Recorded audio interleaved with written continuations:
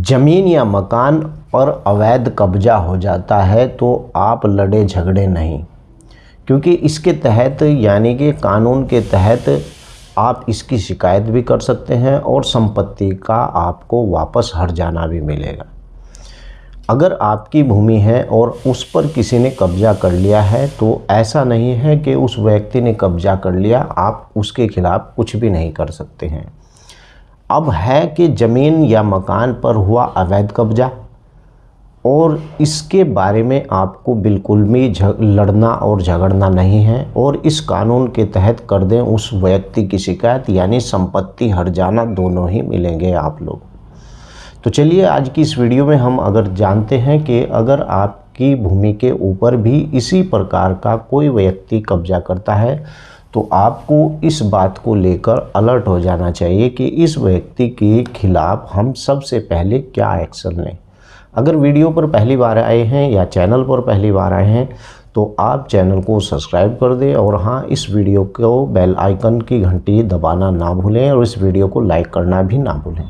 तो चलिए विस्तार से वीडियो को शुरू करते हैं। जमीन कब्जे के मामले को सुलझाने के दो तरीके होते हैं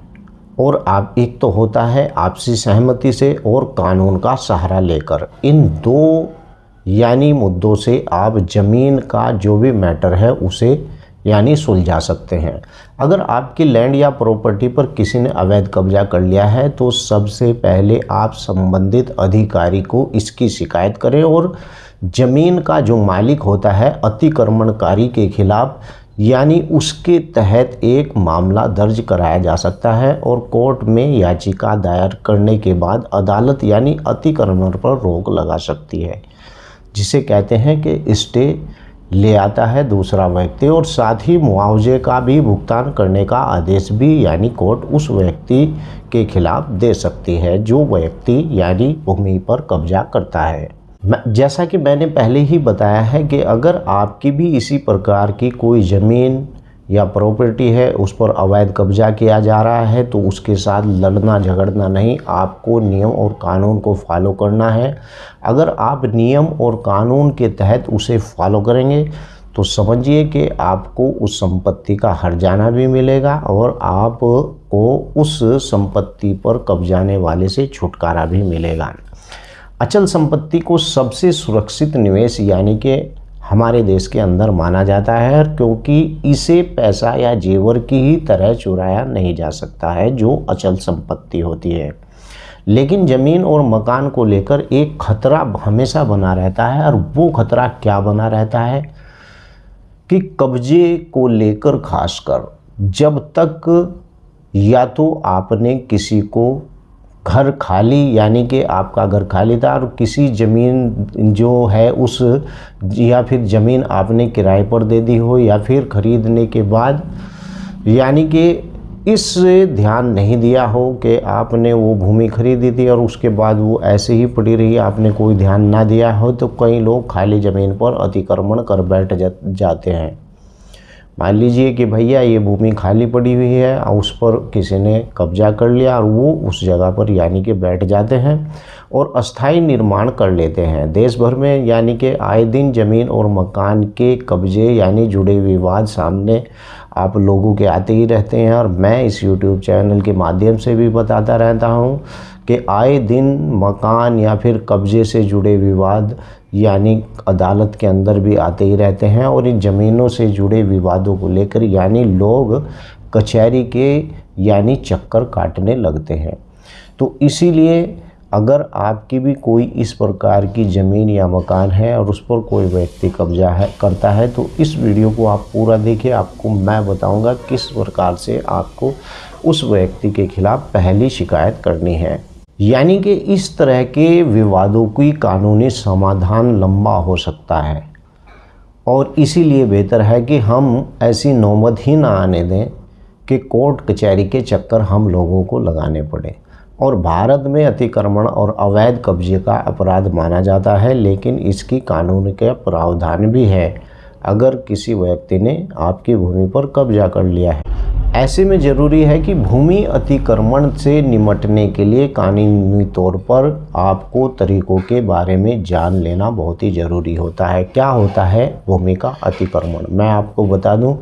कि ज़मीन पर अतिक्रमण का मतलब है कोई व्यक्ति यानी गैर कानूनी तरीके से किसी दूसरे की ज़मीन पर या संपत्ति पर कब्जा करता है या उसे हड़प लेता है। आमतौर पर यानी कि व्यक्ति ज़मीन पर अतिक्रमण करने के लिए ज़मीन पर अस्थायी निर्माण भी कर लेता है। आपने देखा भी होगा कि कब्जा किया और उस पर अस्थायी निर्माण शुरू कर दिया, और ज़मीन पर अतिक्रमण को भारत में अपराध भी माना जाता है और इसके खिलाफ कानून भी है। भारतीय दंड संहिता की आईपीसी की धारा 441 और ज़मीन व संपत्ति के अतिक्रमण से जुड़े मामलों पर लागू होती है। यदि कोई व्यक्ति यानी कि गलत तरीके से इस नियम से जुड़ी यानी ज़मीन या मकान पर कब्जा करता है तो उस पर सेक्शन 447 के तहत जुर्माना भी लगाया जा सकता है, और इसी के साथ साथ 3 माह की यानी कि 3 महीने की उसे कारावास तक की सज़ा भी मिल सकती है। अब बात यहाँ पर आती है कि अगर संपत्ति पर अवैध कब्जा होने पर आपको क्या करना चाहिए। अगर आपकी लैंड या प्रॉपर्टी पर किसी ने अवैध कब्जा कर लिया है तो सबसे पहले आपको उस संबंधित अधिकारी को शिकायत करनी चाहिए जो वहाँ पर अधिकारी होता है